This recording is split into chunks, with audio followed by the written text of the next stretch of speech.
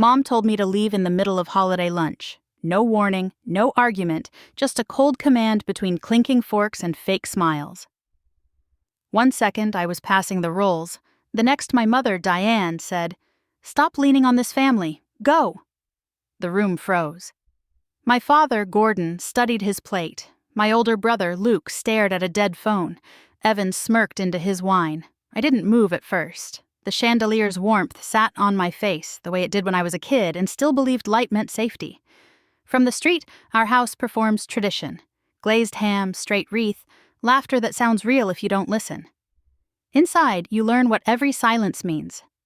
I'm Mara Jensen, 42, and I've been the quiet solution for years.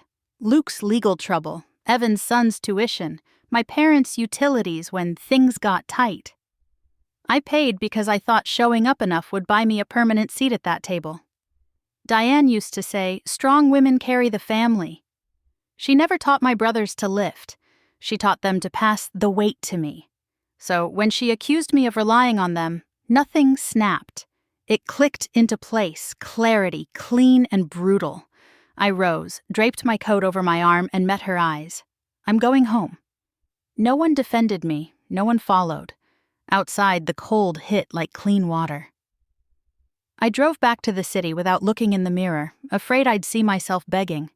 My hands were steady on the wheel, steadier than ever before. In my apartment, I shut the door, set my laptop on the table, and opened it. At home, the quiet felt like instruction. I opened my laptop and looked at the ledger. My parents' electric and water, Luke's temporary payment plan, Evan's monthly school transfer. The totals didn't read like love anymore. They read like leverage. I turned off autopay. Accounts I'd funded for years blinked out. Utilities, payment plans, help that had become expected. Then Pine Hollow, the cabin they called the family place, while I paid the propane and internet and got excuses when I asked to join them there. Cancel, confirm, done. Each email receipt felt like a breath I'd been holding. In an old folder, I found the cabin transfer paperwork Diane had insisted I arrange. My attorney had insisted on a reversion clause. I'd signed to keep peace. Now the clause sat plain and blunt. If they contested the agreement, ownership reverted to me automatically. 3 days later, Evan called. "What did you do?" he snapped. "The cabin's freezing. Caleb's weekend is ruined." "I stopped paying for things I don't use," I said. He tried to dress his anger in words like loyalty and sacrifice. I let him talk until he ran out of air, then said, "Mom told me to stop leaning on the family." I hung up. 2 days after that, a heavy envelope hit my mailbox. Law office letterhead, Diane's name, a petition claiming distress and misunderstanding. She wanted the cabin back.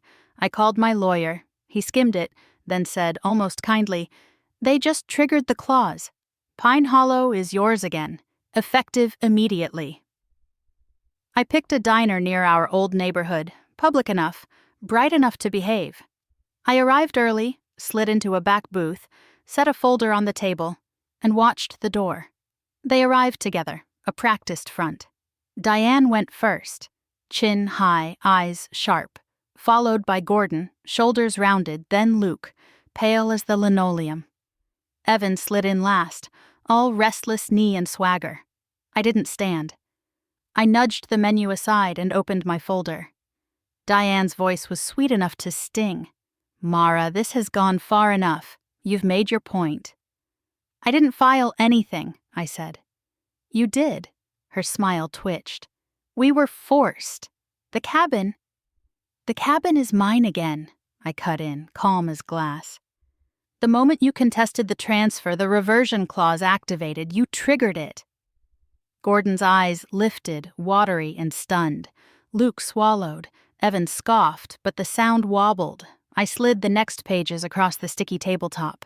Years of payments, neatly totaled. Utilities, tuition, lawyers, repairs. The overhead lights flashed on the ink like little blades.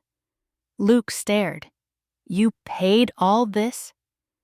"Yes," I said, "because I thought being useful was the same as being loved." Diane pushed the papers back with 2 fingers. "Families help each other. Then help each other, I said. Without me. Evan leaned forward. So you're cutting us off? I'm setting myself down, I answered. There's a difference. I stood, smoothed my coat, and placed my keyring on the table, Pine Hollow's brass key catching the light. I won't fund a life where I'm treated like an ATM with feelings. Gordon whispered my name, but it sounded like habit.